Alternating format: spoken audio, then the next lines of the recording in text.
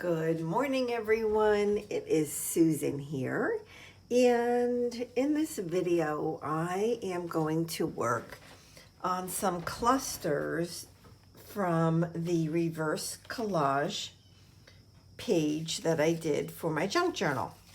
So far I have made 5 clusters out of those pieces. I'm planning to actually use one of these on well, I guess it's a folder that I'm going to be making. So I already am going to be using some of these clusters on other projects, so I'm excited about that. But these are the pieces that I have to work on yet, and I'm going to grab one of them and finish it up. Maybe this one right here.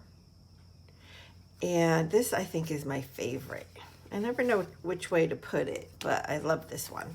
But anyway, so I think I'm just going to go ahead and grab this one and let's finish this up. I'm going to zoom in, I'm going to put on some music, and let's start